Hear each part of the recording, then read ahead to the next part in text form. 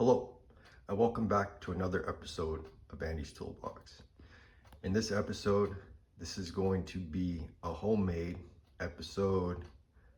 XXX will be in the title or description.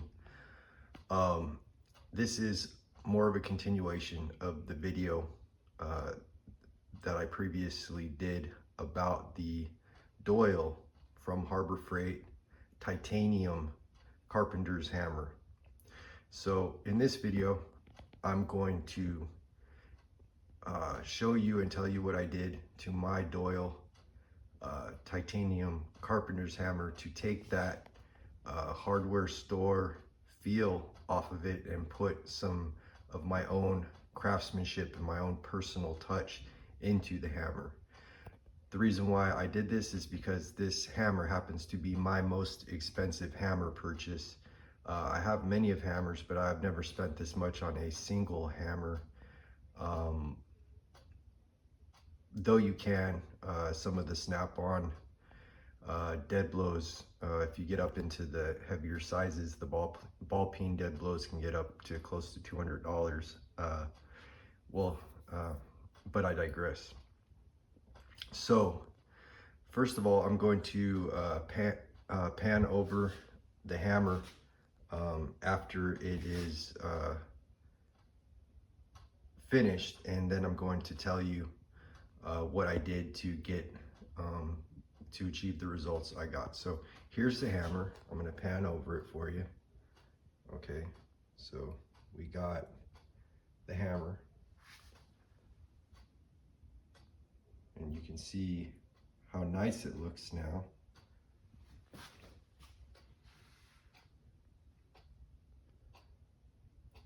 And sitting next to the hammer are some products, and I'm going to go over the products that I used to do what I did and achieve the results that I achieved here. First of all, this hammer came with some checks in the top. And what I did was I took this product. This is a JB Weld clear weld 2-part epoxy, and I mixed some of that up and I wet it into all of those cracks that were in there, so they're nice and filled up. So if it does wear, it will be wearing into the clear weld, and the cracks won't, contract. It'll be, nice and solid. So I took care of those checks. That was the first thing I did. Second thing I did was I did not like the color, the white hickory on this. Not a big fan of that. I always like a nice stain on my handles. So what I did was I took a piece of sandpaper and I knocked off the polyurethane that they had over the white, and I roughed it up. And then I got a product called Minwax. This is a wood stain. This isn't the exact stain I use, so ignore the provincial, whatever that says. This isn't what I use, but this is the same product, the Minwax wood finish. This is, I do not know. I think this is a lacquer stain, but I'm not sure. But anyway, I took a paintbrush, as you see here, and painted on the stain. You'll need one of those. And you put it on nice and thick until it's nice and shiny, and just let it dry. I could have sanded a little bit better up into the head here. It probably still had some of the polyurethane, is why the stain didn't take so well up here. So, but it's hard to do that without scuffing the head up with scratches and stuff.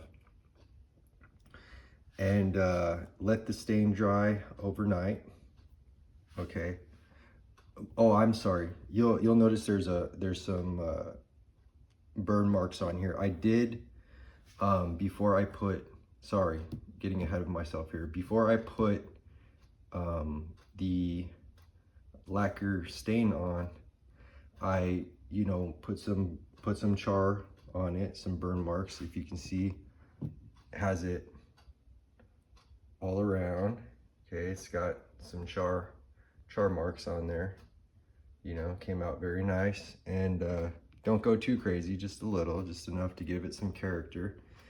And then of course the lacquer stain, and then drying overnight. Then it should have a nice polished look like you see here. Then what you do is you take this product. This is a water-based polyurethane. Polyurethane. It's sort of like the woodworking equivalent of a clear coat to a car. And then just again clean your brush and take your brush and put a nice liberal coat on there. It'll look like milky at first.